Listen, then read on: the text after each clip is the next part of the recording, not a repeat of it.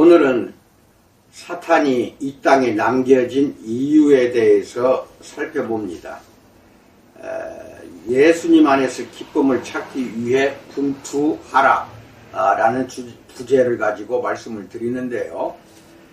악에 관한 문제 중 하나는 왜 사탄에게 세상을 해할 자유를 주셨는가 하는 문제입니다.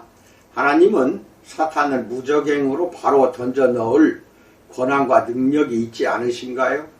그분은 언젠가 사탄에게 이 모든 일을 행하실 것입니다. 계시록 20장 3절과 10절 보세요. 그렇게 하신다고 해도 사탄에게 부당한 조치가 아닙니다. 심지어 오늘 그렇게 하시지 않는가요? 사탄이 끔찍한 일을 많이 저지르지 않았는가요?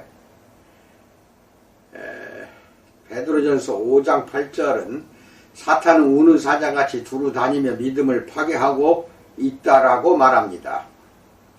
그리고 사도행전 10장 38절은 사탄은 사람들을 아프고 병들게 하며 라고 말하며 누가복음 22장 3절로 4절에서는 죄를 짓도록 유혹하고 라고 말합니다.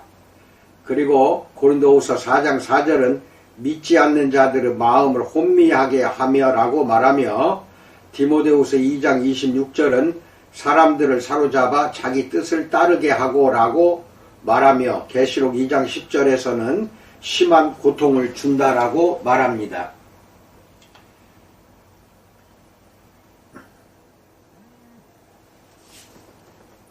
언젠가 하나님은 사탄이 이런 일을 하지 못하게 막으실 것입니다. 그런데 왜 지금 그렇게 하시지 않는가요? 마귀와 그의 천사들이 회개할 가능성이라도 있는 것일까요? 하나님이 그들에게 기회를 주시는 중인가요? 아니, 그렇지 않습니다. 성경은 그들은 구제할 수 없다고 가르칩니다. 예수님은 이렇게 말씀하셨습니다. 마태복음 25장 41절에서 또 왼편에 있는 자들에게 이르시되 저주를 받은 자들아 나를 떠나 마귀와 그 사자들을 위하여 예비된 영원한 불에 들어가라 라고 말합니다. 유다는 주님께서 타락한 천사들을 유다서 1장 6절에서 또 자기 지위를 지키지 아니하고 자기 처소를 떠난 천사들을 큰 날의 심판까지 영원한 결박으로 흑암에 가두셨다라고 말합니다. 그러면 왜 하나님은 사탄을 용인하실까요? 하나님은 사탄을 패배시키되 자신의 능력뿐 아니라 사탄보다 뛰어난 자기 아들의 아름다움과 가치와 매력을 영광스럽게 드러내는 방식으로 이기기를 원하십니다. 하나님은 단지 능력을 발휘하여 사탄을 완전히 끝장내실 수 있었습니다. 그랬다면 하나님의 능력이 영광 받으셨을 것입니다. 하지만 사탄보다 뛰어난 예수님의 가치를 분명히 드러내지는 못했을 것입니다. 예수님이 죽으심으로 그리고 탁월한 진리와 아름다움으로 성도들의 충성을 얻어 사탄을 이기실 때에야 비로소 추하고 거짓된 사탄보다 뛰어난 그분의 가치가 드러나는 것입니다.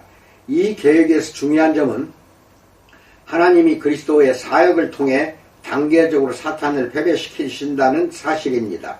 첫째, 우리는 그리스도의 십자가 죽음을 통해 모든 죄를 용서받았습니다.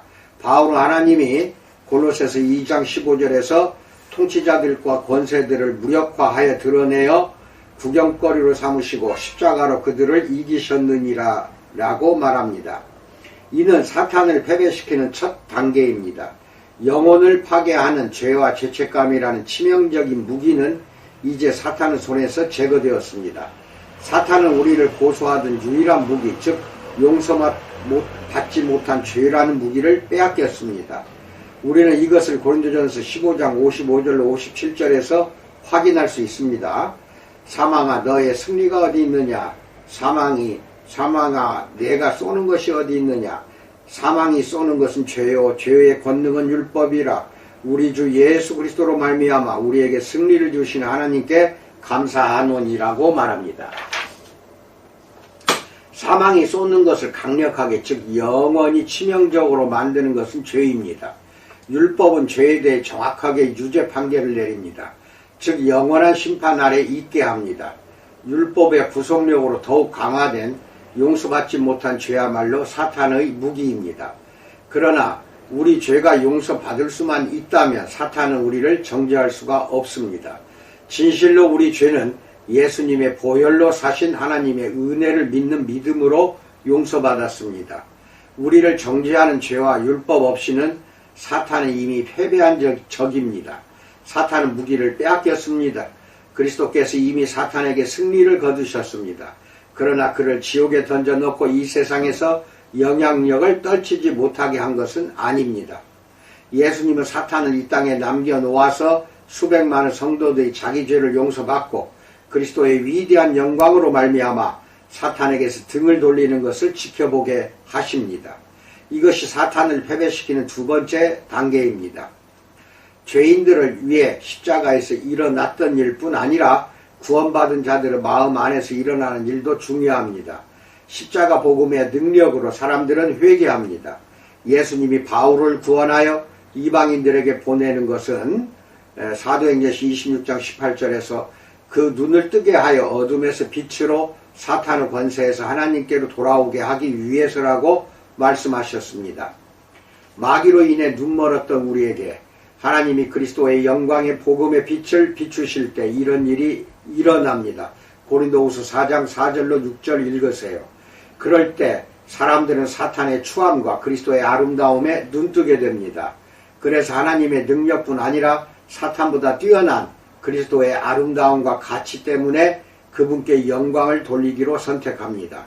사탄을 패배시키는 이 같은 방식은 그를 한 방에 제압하는 방식보다 훨씬 많은 대가가 따릅니다. 그리스도는 이 승리를 위해 고통당하셨으며 세상은 고통당하고 있습니다. 그러나 하나님의 가치는 그렇게 쉽게 계산할 수 없습니다.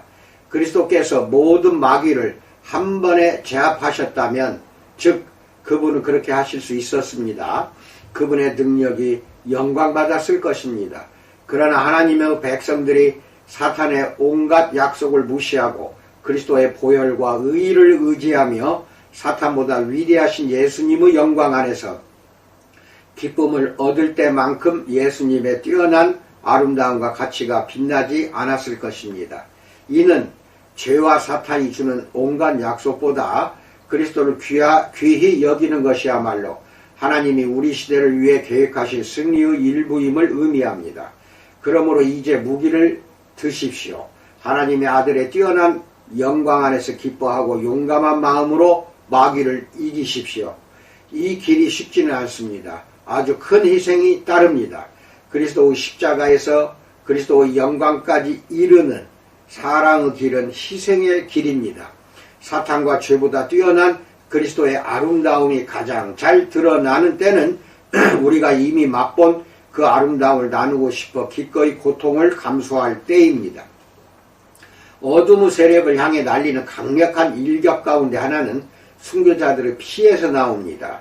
계시록 12장 11절에서 또 우리 형제들이 어린 양의 피와 자기들이 증언하는 말씀으로서 그를 이겼으니 그들은 죽기까지 자기들의 생명을 아끼지 않으라고 말합니다. 아멘. 이상입니다. 사탄을 이 땅에 남겨놔둔 이유에 대해서 간단히 알아봤습니다. 사탄이 별스럽게 유혹한다 해도 내 안에 성령이 충만함으로 인하여 그것을 우리는 얼마든지 이겨낼 수 있습니다. 유혹하고 혼란을 일으키고 갈등을 불사르게 하는 그 사탄의 세력에 대항하여 성령으로 넉넉하게 이기는 여러분과 내가 되기를 축원드립니다. 감사합니다.